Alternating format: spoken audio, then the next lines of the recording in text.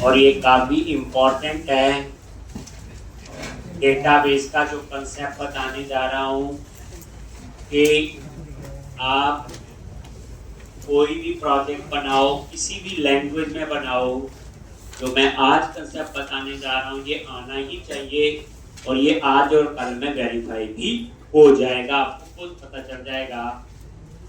जैसे मैं पूछूं जी, मल्टीपल टेबल्स क्यों बनाते हैं, कैसे आप डिसाइड करते हो कौन कौन से टेबल्स बनने चाहिए। जैसे ऊप्स के अंदर कैसे डिसाइड करते हैं कौन कौन सी क्लासेस बननी चाहिए, ये सेम चीज है। यहां सारा काम देखा कोड फर्स्ट से हो रहा है। कोड फर्स्ट में मॉडल में क्या बनती, class then table, class then table. ये दो चीजों का आपस में रिलेशन। 100 क्लासेस बनेगी, उसी हिसाब से आपके मॉडल्स बनते हैं, ऐसे बनते हैं उसी हिसाब से टेबल होते हैं आपके।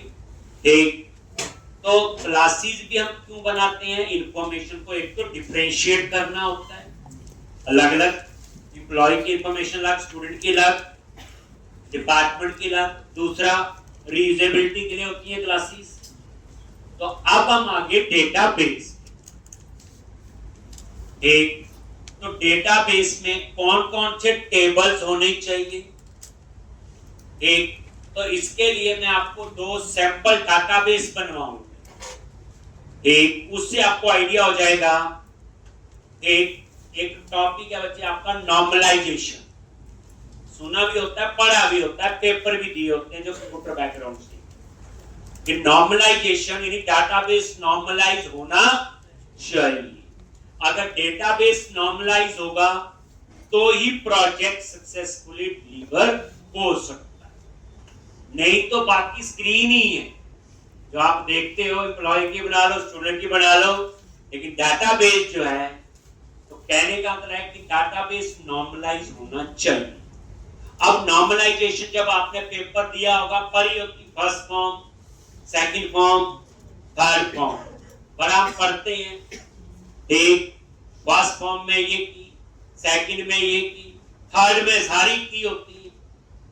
लड़ाई तो ये है किसको की बनाना है और किसको की नहीं बनाना। सबसे इंपॉर्टेंट कंसेप्ट वो है, और वो डिसाइड होता है रिक्वायरमेंट के हिसाब से कि आपकी प्रोजेक्ट की क्या रिक्वायरमेंट है। यानी वो डिसाइड होता है आपका प्रोजेक्ट रिक्वायरमेंट के हिसाब से, एक की कौन सो किसको की बनाना है और किसको की नहीं। ये बड़ा इंपॉर्टेंट कंसेप्ट है। नॉर्मलाइजेशन एक ऐसा टॉपिक है बच्चों, पढ़ के कभी भी समझ नहीं आ सकता। एक नॉर्मलाइजेशन जो है, जितने ज्यादा डाटाबेस बनाएंगे तो ही समझ आए। इसलिए 2 सैंपल डाटाबेस मैं बनवाऊंगा, बाकी आगे 3-4 तो प्रोजेक्ट भी बनाने हैं हमने, तो अंडरस्टूड है, कोशिश है। लेकिन कंपनीज के अंदर डेटाबेस डिजाइन जो होता है वो एक फ्रेशर बच्चे से नहीं बनवा, लेकिन फ्रेशर को उसकी अंडरस्टैंडिंग तो होनी चाहिए। मान लो एक 5 साल बंदा टीम लीड है, डेटाबेस डिजाइन तो कर दिया, बस उसकी अंडरस्टैंडिंग तो होनी चाहिए। हमें एज ए फ्रेशर जब जाऊंगा तो हम कोशिश दोनों चीजें करेंगे कि डेटाबेस कैसे सोचना और कैसे बनाना है, एक या बना हुआ तो उसे भी आपको अंडरस्टैंड करना आना चाहिए। तो यहां पे तो सबसे पहले अगर मैं एक सिंपल डाटाबेस बनाएंगे,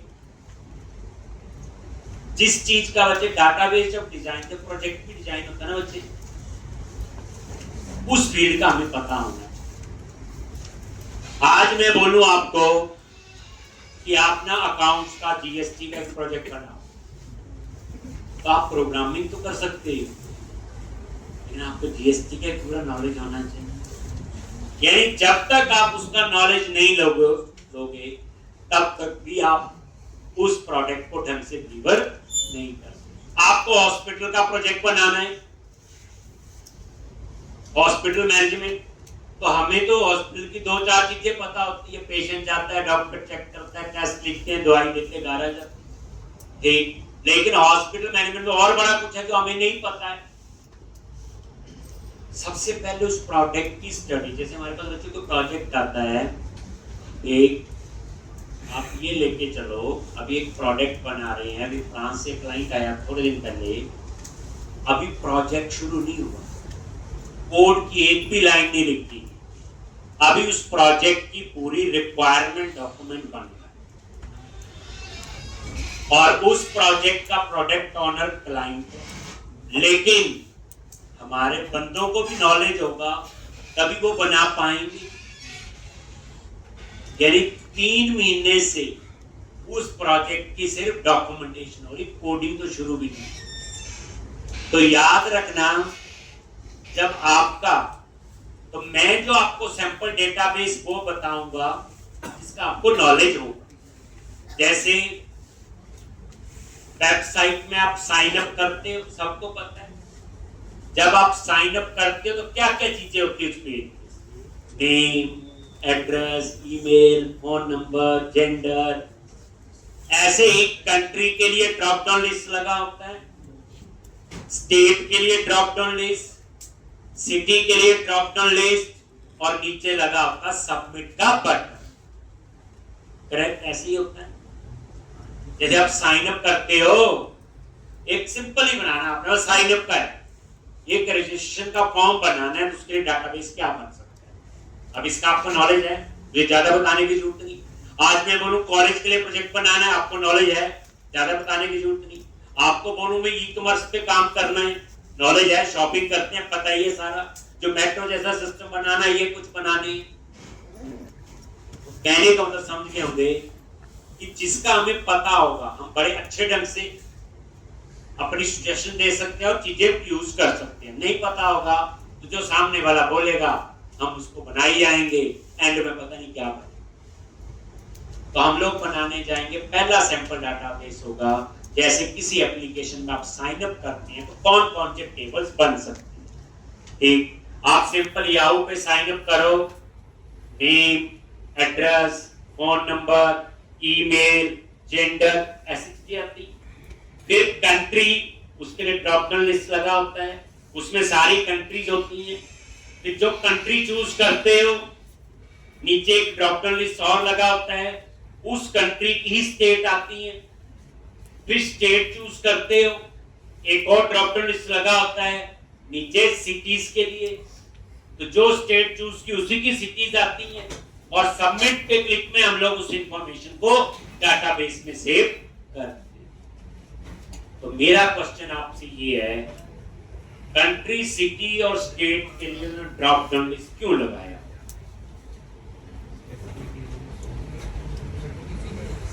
जी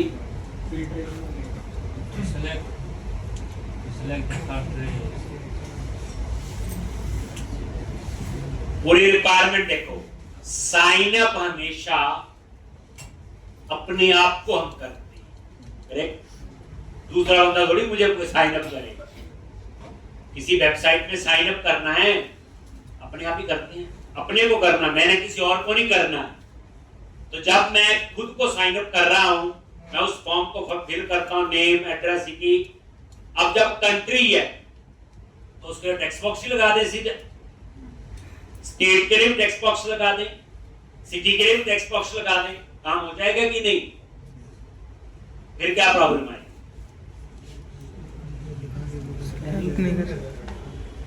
जो बंदा अपन को साइन अप कर रहा है उसे स्पेलिंग तो आते होंगे।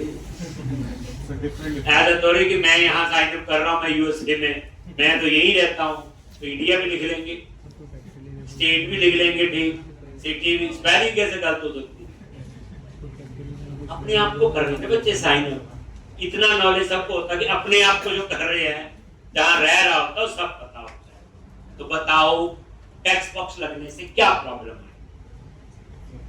तो जैसे कोई यूएसए से होगा तो कोई लिखेगा अमेरिका, कोई लिखेगा यूनाइटेड स्टेट्स ऑफ अमेरिका, कोई यूएसए लिखेगा, कोई U.S.A लिखेगा, तो उस पर डिफरेंट टेबल्स में डेटा आ जाएगा। तो कहने का मतलब ये है, देखो किसी ने साइन अप किया, नेम एड्रेस भर दिया, कंट्री इंडिया लिख दिया, स्टेट पंजाब लिख दिया, सिटी लुधियाना लिख कर लिया साइन अप। एक और बंदा आया, साइन अप किया बाकी डिटेल भर दी, कंट्री इंडिया, स्टेट पंजाब नहीं लिखा, उन्होंने पीवी डॉट लिख दिया।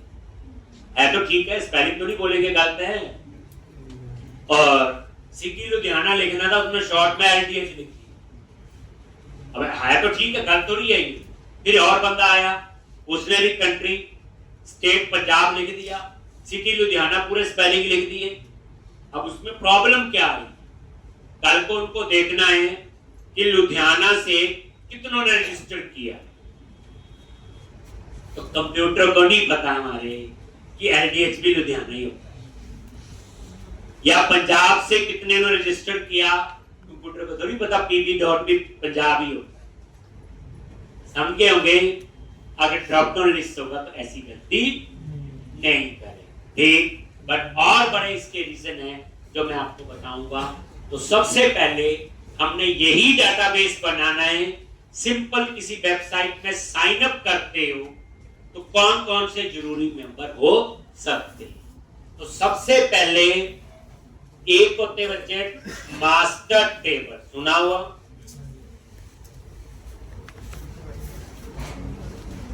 मास्टर टेबल वो होते, सबसे पहला आपने डिसीजन बच्चे ये लेना होता है, ध्यान से सुनना। मास्टर टेबल, जिन टेबल्स में कभी कभी डेटा मैनिपुलेट होता है उन्हें हम कहते हैं मास्टर टेबल। एक जैसे एक प्रोजेक्ट में चाहे 100 टेबल बननी है, बट पहला डिसीजन आपका कौन सा होता है कि इस प्रोजेक्ट में कौन कौन से मास्टर टेबल होंगे।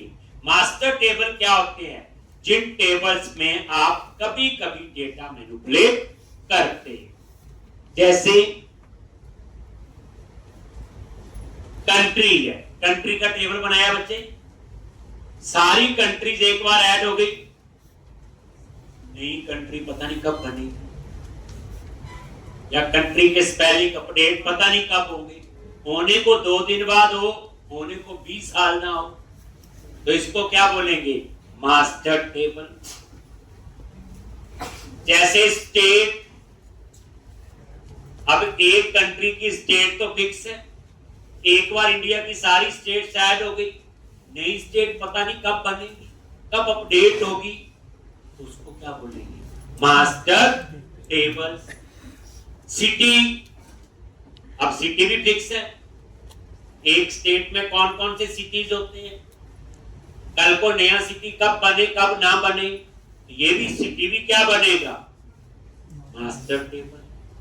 अब इसी तरह से आप कॉलेज के पे जाओ, आपको कॉलेज के लिए प्रोजेक्ट बनाना है, कौन कौन से मास्टर टेबल बनेंगे?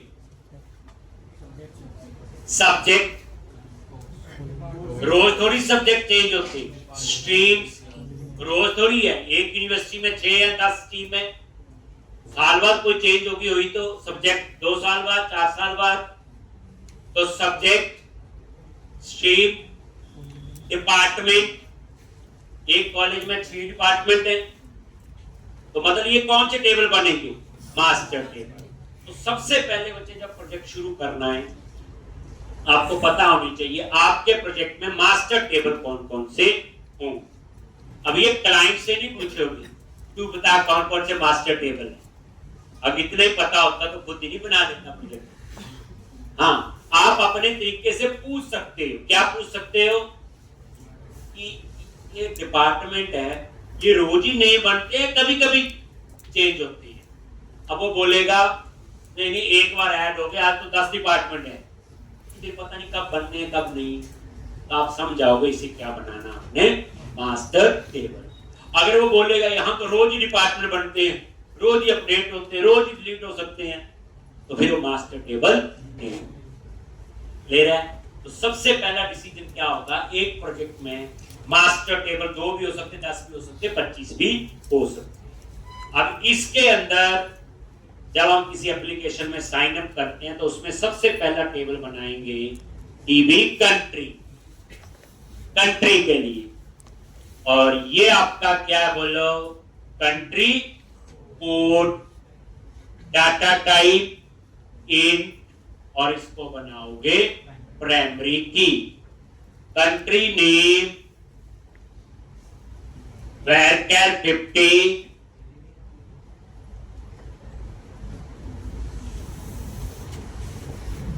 कंट्री कोड प्राइमरी की, और ये ऑटो जनरेट होगी, और कंट्री का नेम, बस 2 मेंबर हम इसमें लेंगे और ये आपका क्या बनेगा, मास्टर टेबल। ठीक इसी तरह से अब दूसरा टेबल बनाओ, किसका, state code, data type A, primary की,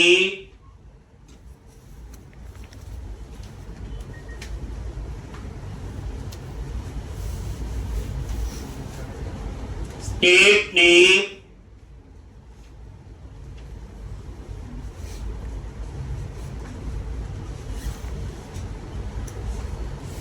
तो स्टेट कोड और स्टेट नेम। अब स्टेट भी रोज थोड़ी बनती है, लेकिन ये स्टेट किसी कंट्री के अंडर है। किसके अंडर है, कंट्री के। नहीं तो कैसे पता चलेगा, तो उसके लिए आप क्या करोगे, बोलो,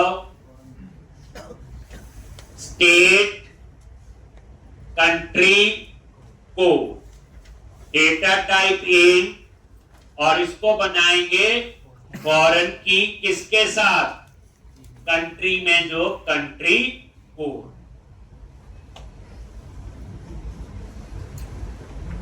कंट्री में जो है कंट्री कोड। अब क्वेश्चन है, ये फॉरेन की क्यों बना रहा है, मेरी रिक्वायरमेंट क्या थी, तो मेरी रिक्वायरमेंट ये है, मैं चाहता हूं स्टेट कंट्री कोड में कोई कंट्री कोड एक्सेप्ट करे जो कंट्री टेबल में है, और जो कंट्री कोड कंट्री टेबल में नहीं है वो एक्सेप्ट ही ना करे और मुझे वो एरर दे। मान लो अभी कंट्री टेबल में आपने 5 कंट्रीज ऐड की, 5, कंट्री कोड कैसे होगा, 1 2 3 4 और 5 ऐसे होगा।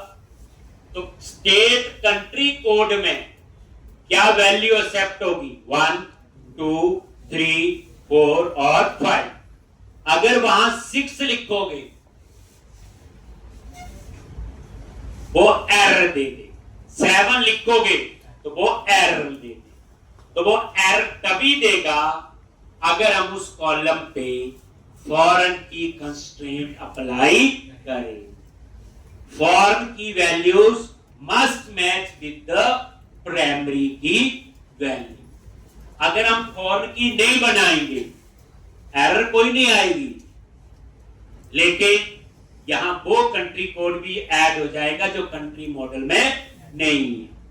अब उससे क्या होगा, डाटा फेलियर होगी, डाटा गलत है सारा।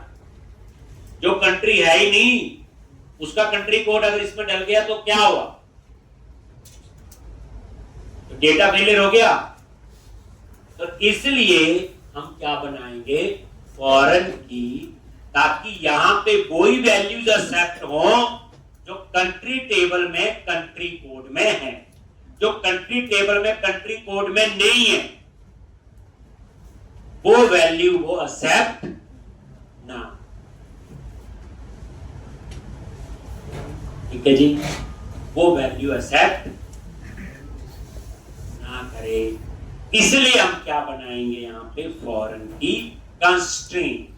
तो फॉरेन की क्या बच्चे, एक कंस्ट्रेंट है, ये वही वैल्यू एक्सेप्ट करेगा जो प्राइमरी की में हो।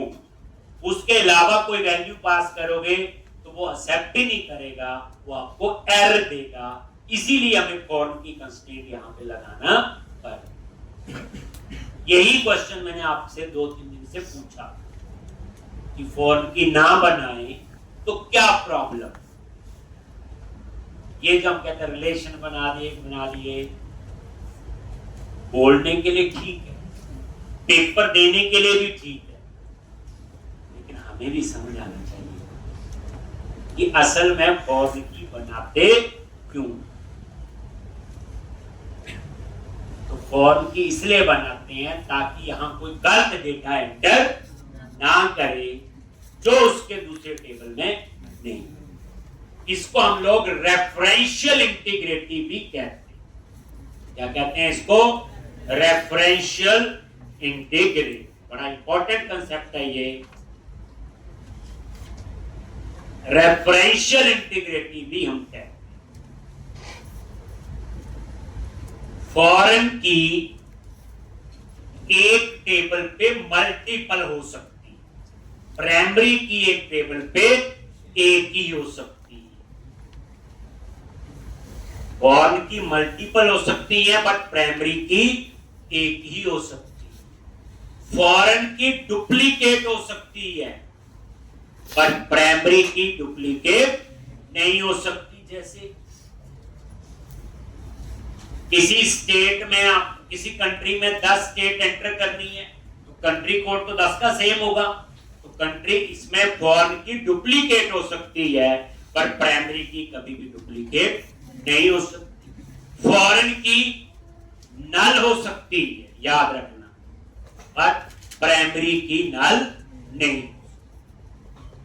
ले रहे जी, ये बाकी चीजें भी आगे आए। नेक्स्ट, अब आप तीसरा टेबल बनाओ, टीबी सिटी। क्या लिखेंगे? City code, data type int, primary की, सिटी नेम, varchar 50,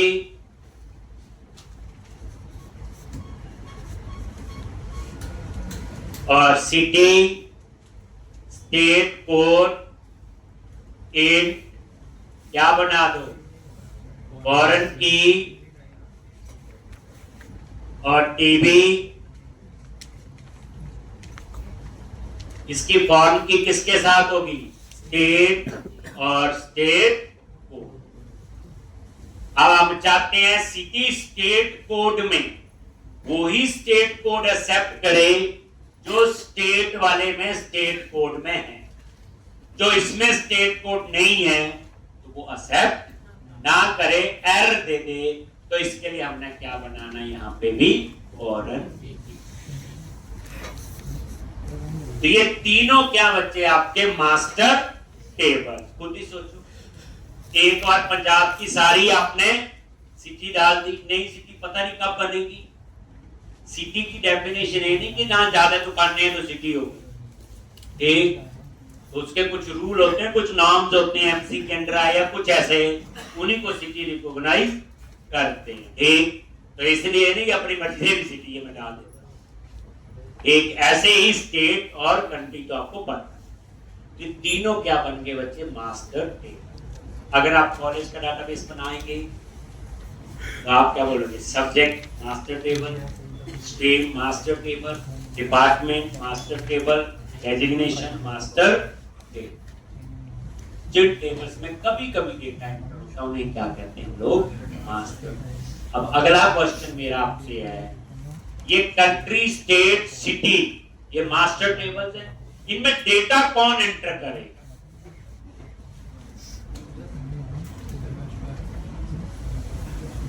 2 मिनट का टाइम है। कंट्रीज कौन ऐड करेगा? स्टेट कौन ऐड करेगा? सिटी कौन ऐड करेगा?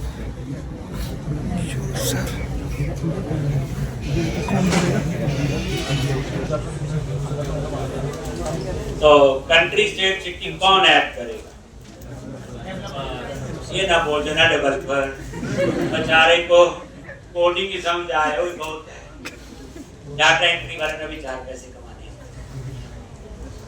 लेकिन डाटा एंट्री ऐसे कोई नहीं कर सकता। ये जितने भी मास्टर टेबल में डेटा एंटर होगा वो कौन करेगा या करवाएगा? उस एप्लीकेशन का एडमिनिस्ट्रेटर। एडमिनिस्ट्रेटर क्या होता है? एक रिस्पॉन्सिबल यूजर होता है। आप लेके चलो उस एप्लीकेशन का मालिक है। अगर किसी ने कंट्री के स्पेलिंग गलत डाल दिए, कौन रिस्पॉन्सिबल है? डेवलपर थोड़ा है।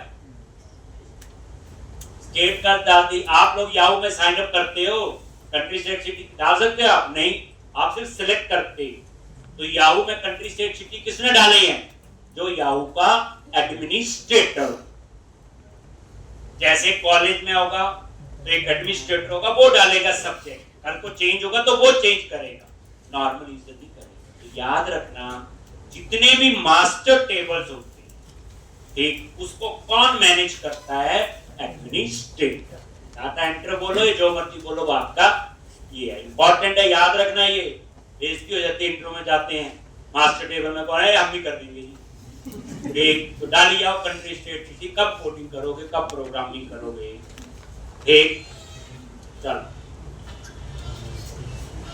अब हम लोग नेक्स्ट टेबल बनाएंगे बच्चे, कौन सा? TB register.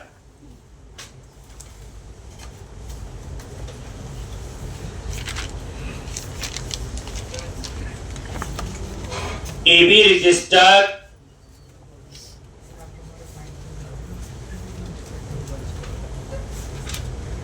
अब ये जो रजिस्टर है आपका, ये ट्रांजैक्शन टेबल हो, क्योंकि रजिस्टर तो रोज ही करते हैं लोग। याहू में रजिस्टर हो रहा होता है, या कोई अपना प्रोफाइल एडिट कर रहा होता है, कोई एड्रेस चेंज अपडेशन वगैरह होती रहती, पासवर्ड चेंज कर रहा है कोई, ये सब कुछ अपडेट ही हुआ, एक तो रजिस्टर तो लोग रोज ही करते हैं। ये कौन सी टेबल होती है? Transaction table. जैसे कॉलेज में स्टूडेंट का टेबल है, आते हैं जाते हैं, कोई अपना फोन नंबर चेंज कर रहा है, कोई एड्रेस चेंज हो रहा है, होता है। ऐसे एम्प्लॉय का जो टेबल होगा, एम्प्लॉय भी रोज आते जाते हैं, एक तो वो ट्रांजैक्शन टेबल होंगे। कौन से टेबल होंगे बच्चे? Transaction table. तो अब ये जो आरईजी है रजिस्टर, ये भी क्या होगा आपका? Transaction table. तो REG code, data type int, primary key, REG name, varchar 50, REG address, varchar 100, REG email,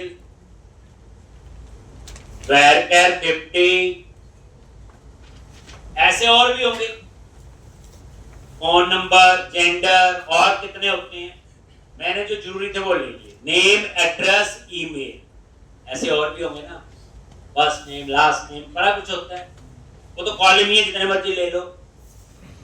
अब जिसने रजिस्टर किया, यहां पे उसका क्या आएगा? सिटी कोड, इंट, और इसको बनाएंगे फॉर्म की किसके साथ? टीबी सिटी और सिटी कोड।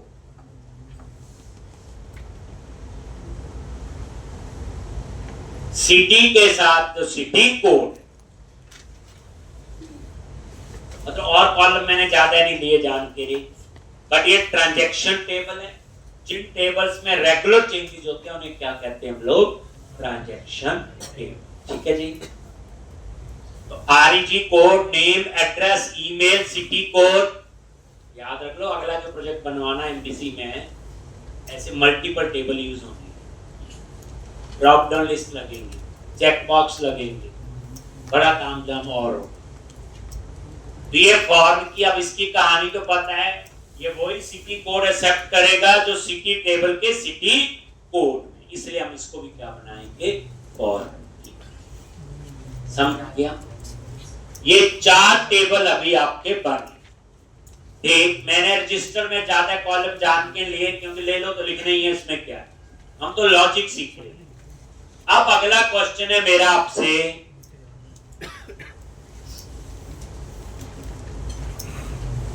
ये डाटाबेस डिजाइन हो गया करेक्ट, मैंने कर दिया, कोई सीनियर पर्सन होगा कर, बट उसकी अंडरस्टैंडिंग तो आपको होनी चाहिए। अब आपको क्या पता होना चाहिए? टेबल बनाना आना चाहिए, आता हमें। फॉर्म की कैसे बनाते हैं प्रैक्टिकल में कल तक बता दूंगा मैं आपको। एक उसके बाद अब आपकी रिक्वायरमेंट है, जिन्होंने रजिस्टर किया, मुझे उसका नेम डिस्प्ले करना है, जिसने रजिस्टर किया उसका एड्रेस, उसका ईमेल,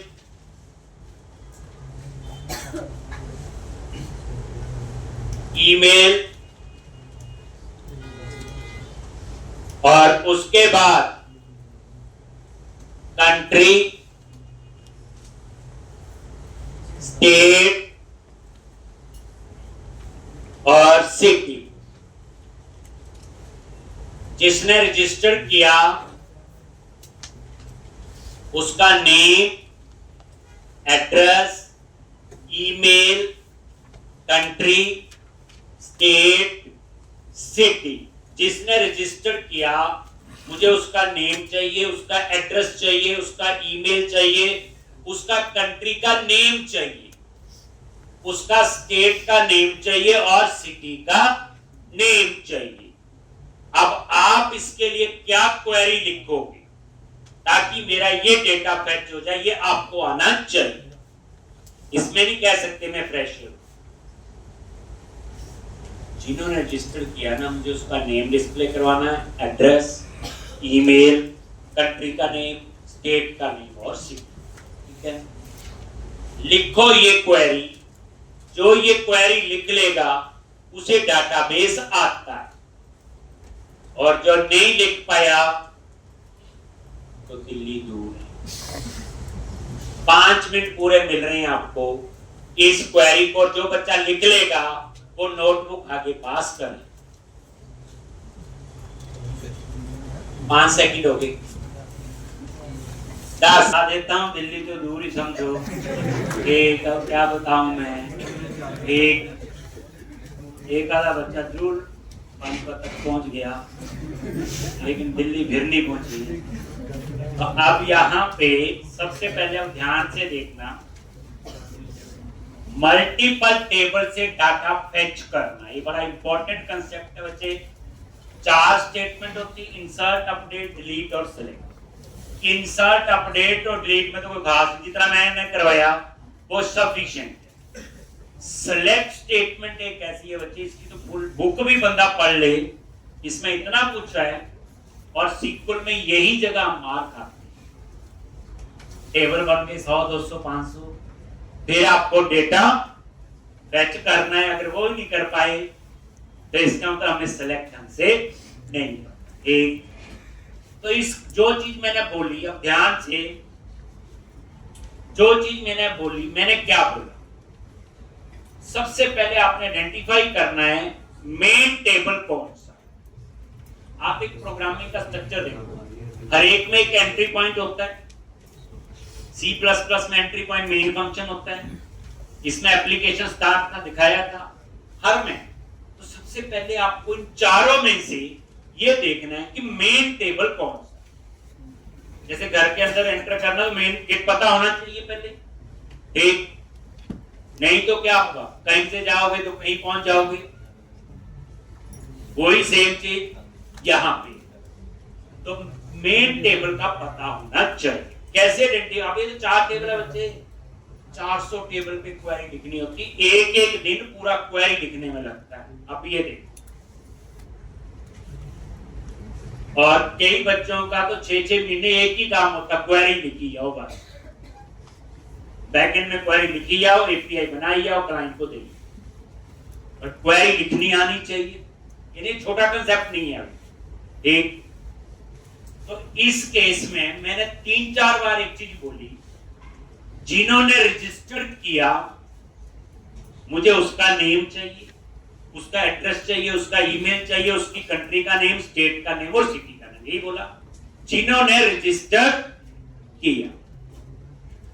एक, अब जिन्होंने रजिस्टर किया मुझे उसकी डिटेल चाहिए, तो इसका तो मेन टेबल कौन सा हुआ? रजिस्टर। तो सबसे पहले आप डाटाबेस के टेबल देखो कि प्रॉपर बने हैं कि नहीं, क्या ये डाटा मिल भी जाएगा कि नहीं। अगर ये डाटाबेस नॉर्मलाइज होगा तो मिल जाएगा। अगर पता मतलब डाटाबेस ही गलत था, मुझे क्वेरी लिखनी आती थी, तो सबसे पहले डाटाबेस वेरीफाई कर। तो जिन्होंने रजिस्टर किया तो ये आपका TBREG टेबल है। मेन टेबल ये हुआ, जिन्होंने रजिस्टर किया उसका name, address, email, country, state और सिटी का आ गया। यहां से मुझे क्या मिल जाएगा? नेम, यहां से एड्रेस, यहां से ईमेल। उसके बाद REG सिटी कोड, इसकी फॉर्म की किसके साथ है? सिटी के सिटी कोड में। तो फिर मैं यहां से चला जाऊंगा सिटी के सिटी कोड में, और यहां से मुझे मिल जाएगा सिटी का नेम। फिर यहां पे सिटी स्टेट कोड, इसकी फॉर्म की स्टेट के साथ स्टेट कोड है, तो यहां से मैं चला जाऊंगा स्टेट कोड पे, और यहां से मुझे मिल जाएगा स्टेट का नेम। फिर उसके बाद स्टेट कंट्री कोड, यहां से कंट्री के कंट्री कोड में ये कंट्री कोड, और यहां से मिल जाएगा कंट्री नेम। मैं एक टेबल से दूसरे टेबल में हवा में उड़ के नहीं जा सकता। अगर आप बोलो जी मेन टेबल तो कंट्री है, तो आप बताओ इस टेबल से आगे कहां जाओगे? मुझे नहीं पता, तुक्का लगाओगे, यहां चले जाते हैं, यहां चले जाते हैं, यहां ऐसे होगा। इसका तो कोई रिलेशन नहीं नजर आ रहा हमें यहां से। तो जिन्होंने रजिस्टर किया मुझे उसकी डिटेल चाहिए। जैसे मैं बोलूं जी मुझे इंप्लॉय की इंफॉर्मेशन चाहिए, तो मेन टेबल इंप्लॉय होगा।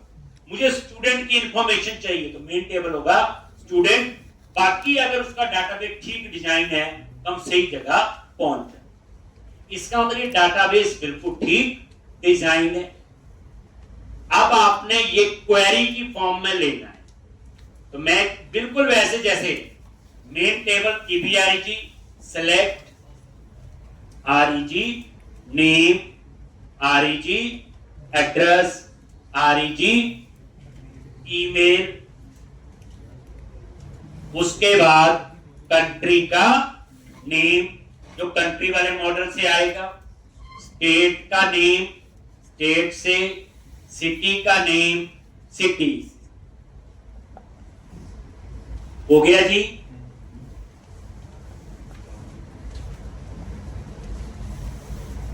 REG नेम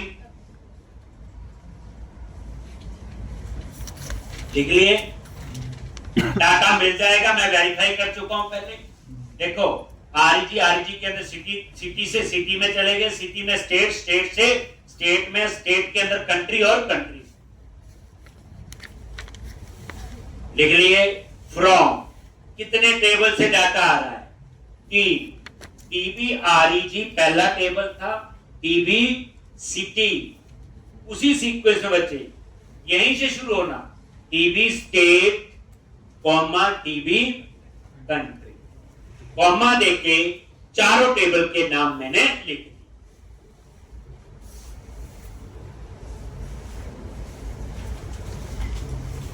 लेकिन जब मल्टीपल टेबल से डेटा उठाना है तो उसके लिए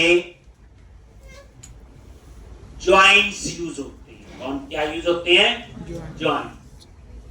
और यहां पे सबसे पॉपुलर, सबसे ज्यादा यूज होता है तो क्या ही इक्वी ज्वाइन होता है। इक्वी ज्वाइन का कंसेप्ट ये है कि उन टेबल में कॉमन कॉलम होना चाहिए, बस इतनी बात। और वो कॉमन कॉलम है क्योंकि हम डाटाबेस पहले वेरीफाई कर चुके हैं। कैसे? ध्यान से, वेयर, अब ज्वाइन। तो REG से शुरू किया, REG सिटी कोड से आप पहुंचेंगे सिटी टेबल में जो सिटी कोड है, पहुंच के जैसे ऊपर हमने बताया। देखो REG टेबल है तो REG सिटी कोड से हम सिटी टेबल में पहुंच गए। एंड अब इस समय हम कहां पहुंच चुके हैं? सिटी में। तो क्या लिखोगे? सिटी स्टेट कोड, और यहां से पहुंच जाएंगे स्टेट टेबल में, स्टेट कोड पहुंच गए। एंड अब हम स्टेट में पहुंच गए हैं स्टेट, कंट्री, कोड, और यहां से पहुंच गए कंट्री कोड। सबसे पहले मेन टेबल आइडेंटिफाई करो, फिर देखो जो डाटा जिस टेबल से चाहिए मैं पहुंच पाता हूं कि नहीं। अगर प्रॉपर फॉर्म की होगी तो पहुंच के देखो। मेन टेबल पहले आइडेंटिफाई करना है, बाकी जगह आपके पास 100 टेबल भी होंगे तो आप ऐसे करके पहुंच जाए। ये क्वेरी मैंने आपको लिखने को बोली थी, आप में से किसने ये क्वेरी लिखी है? करना आप करा।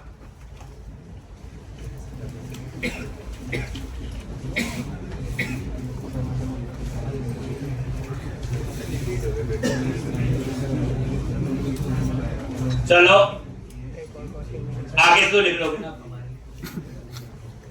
अभी मैं दूसरा सैंपल डाटाबेस बनवाऊंगा, वहां भी मल्टीपल टेबल होंगे, फिर क्वेरी दूंगा। अगर वो क्वेरी आपने लिख ली तो ये समझा दी, फिर चाहे 4 टेबल हो चाहे 400 टेबल हो लिख लेंगे। इसमें क्या सिंपल सेलेक्ट है। मैं वही चीजें बच्चे उठा कर रहा था जो प्रोजेक्ट में 90% यूज होती है। मैं फालतू में सिंपल का और चीजें बढ़ाता रहूं, वो कभी यूज होगी तो गूगल से पढ़ ही लेंगे। ठीक, पर पता तो होना चाहिए। ठीक, अब हम लोग ये ऐसे लिखनी है बच्चे। अभी आपने कोई टेबल नहीं बनाना, कोई फॉर्म नहीं, बस नोटबुक पे लिख के रखना, ये मैं ही बनवाऊंगा। अब हम एक और सैंपल डाटाबेस बनाएंगे। अच्छा चले बताते हैं, जिनका नॉर्मलाइजेशन में थोड़ा हाथ तंग होता है, हम तो में कानाडा के टेबल होते हैं, पता कैसे बनाएंगे इसको डाटाबेस को? काम उससे भी हो जाएगा बट उसमें डुप्लीकेसी होगी। कैसे? वो पता क्या करेगा? आरजी टेबल में आएगा, यहां क्या लिया? सिटी कोड, यही ले लेगा आरजी स्टेट कोड, और इसकी भी वो फॉर्म की बना लेगा स्टेट। आपने लिखना ये आरजी, बदले आपने भी ऐसे कर दिया कंट्री कोड, और इसकी फॉर्म की बना लेगा कंट्री के साथ। काम हो जाएगा, इजी हो गया। देखो मैंने बोला जी जिन्होंने रजिस्टर किया उसका नेम चाहिए, एड्रेस चाहिए, ईमेल चाहिए, कंट्री का नेम, स्टेट का नेम, सिटी का नेम। उसके लिए आसान है। देखो नेम यहां से मिल जाएगा, एड्रेस यहां से, ईमेल यहां से, और सिटी कोड से वहां से मैं सिटी का नेम उठा लूंगा, और स्टेट कोड से स्टेट का नेम चला जाऊंगा, फॉर्म की बनाई होगी ना ये, और कंट्री से कंट्री में सीधा। अब काम तो हो जाएगा। बस यहां क्या लिखेगा? REG city code and REG state code and REG country code. अब वो तो समझने में कितना, अब हमें थोड़ी तंगी हुई। आरईजी सिटी कोड से सिटी वाले में पहुंचे टेबल में, वहां से हमने आरईजी स्टेट कोड उठाया, वहां से हम अगले टेबल में पहुंचे स्टेट कोड, वहां से स्टेट कंट्री कोड। थोड़ा लॉजिक समझने तो पड़ा। आप बोलोगे ये आसान है, बट ये डाटाबेस नॉर्मलाइज नहीं है। नॉर्मलाइजेशन का रूल है डुप्लीकेसी नहीं होनी चाहिए। डुप्लीकेसी कैसे हुई? देखो मान लो 2 लाख लोगों ने रजिस्टर किया। कितना? 2 लाख लोगों ने, तो 2 लाख रिकॉर्ड हो गए इस टेबल में, लेकिन 2 लाख बार स्टेट कोड भी सेव होगा, 2 लाख बार कंट्री कोड। अगर ये मैं नाम ही लूं तब भी मेरा काम हो गया। तो डुप्लीकेसी हुई कि नहीं हुई? डुप्लीकेसी है ना, कि देखो 2 लाख बार कंट्री कोड भी सेव होंगे, 2 लाख बार स्टेट कोड। ठीक, इसका मतलब क्या हो गया? डुप्लीकेसी हो गई। तो क्या हुआ? डाटाबेस नॉर्मलाइज नहीं। पर आप तो एक्सपर्ट हो, आपने तो ऐसे ही लिखना जैसे आपको लगता है। ठीक, और ये हर बच्चे आप देखते नहीं, कल कोई कॉमर्स का सिस्टम है नहीं, ब्रांड चूज करना है, कैटेगरी चूज करो, ब्रांड चूज करो, वही कहानी चलती। कंट्री स्टेट सिटी ऐसे होता है ना, ब्रांड चूज किया, कैटेगरी, उसके बाद कंपनी का नेम, प्रोडक्ट चूज किया, आपस में रिलेशन होते हैं ना उनके, ऐसे सेम ऐसे चलेगा जैसे कंट्री स्टेट सिटी। कैटेगरी सब कैटेगरी ऐसा होता है। ठीक, तो कई जगह ये कहानी आपकी यूज होगी, मतलब ये सिर्फ इसके रेलेवेंट इसलिए करवाई क्योंकि इस चीज का आपको आइडिया है। अब मैं बच्चे एक और डाटाबेस बनवाऊंगा, एक सैंपल डाटाबेस होगा वो भी।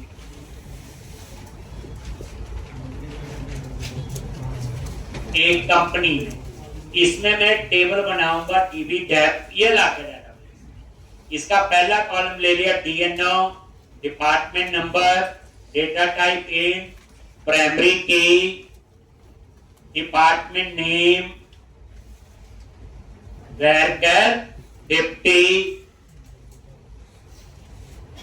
एक मैंने एज्यूम किया मेरे पास 3 डिपार्टमेंट है, 10 डिपार्टमेंट नंबर, अकाउंट्स,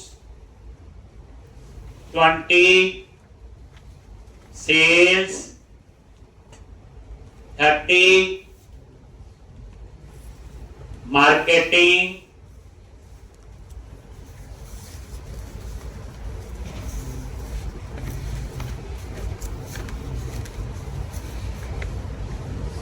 और कंप्यूटर्स।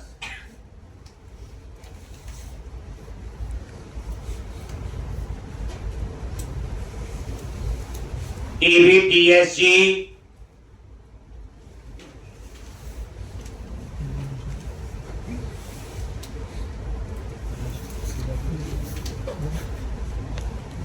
मैंने वैसे डाल दिए डिपार्टमेंट 10, 20, 30 और 40। डेजिग्नेशन, ये भी बच्चे डिपार्टमेंट टेबल क्या होगा, मास्टर टेबल। एक कंपनी में आज 4 डिपार्टमेंट है, 5वां पता नहीं कब आएगा, छठा पता नहीं कब आए। दूसरा टेबल बनेगा डेजिग्नेशन का, DSG code, data type int, primary की, डीएसजी नेम, ये भी मास्टर टेबल है, वर्कर 50,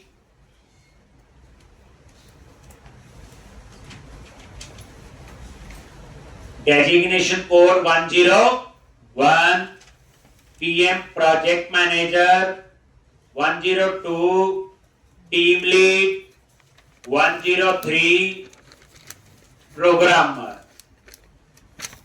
ऐसे मान लो 3 डेजिग्नेशन डाल दी, चौथी पता नहीं कब बनेगी। वो डिपार्टमेंट हो गए और ये डेजिग्नेशन। अब हम और अच्छे ढंग से समझेंगे। ये दूसरा डाटाबेस, आप दूसरा प्रोजेक्ट बना रही है मान लो, तो दोनों क्या आपके मास्टर टेबल है। अब इन दोनों का आपस में कोई लिंक नहीं। आप बोलोगे वहां कंट्री स्टेट का था, सोचो चीज को क्यों था। कंट्रीज के अंदर स्टेट, स्टेट के अंदर सिटी, ये डिपार्टमेंट और डेजिग्नेशन का कोई आपस में लिंक नहीं।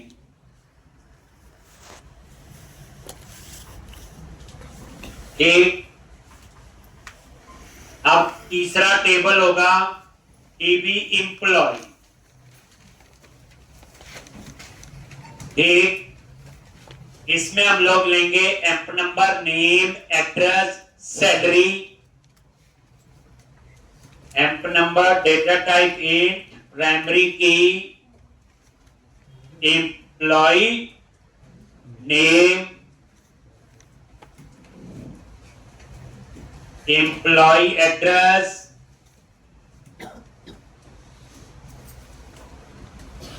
Employ salary, EDNO, data type int, foreign की,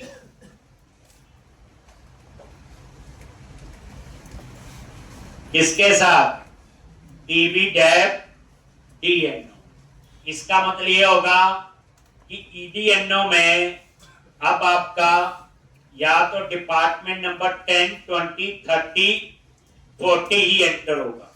कोई 50 लिखेगा एरर दे देगा, क्योंकि मेरे पास सिर्फ 4 ही डिपार्टमेंट है, तभी मैंने इसको क्या बनाया, foreign key. EDSG code, data type int, foreign key, और टीबी डीएसजी में क्या है, डीएसजी कोड। इसका मतलब ये हुआ ये डेजिग्नेशन वही एक्सेप्ट करेगा जो डेजिग्नेशन टेबल में है। डेजिग्नेशन में क्या 101, 102, 103। अगर 104 लिखोगे, 5 लिखोगे तो वो एरर देगा, क्योंकि हमने इसको क्या बनाया होगा, फॉरेन की। ठीक, अभी इतना लिख लो, अभी कुछ नहीं करना। कल हम इसकी भी क्वेरी लिखेंगे और फिर हम आगे शुरू करेंगे। ठीक, सेव कर लेते हैं ये।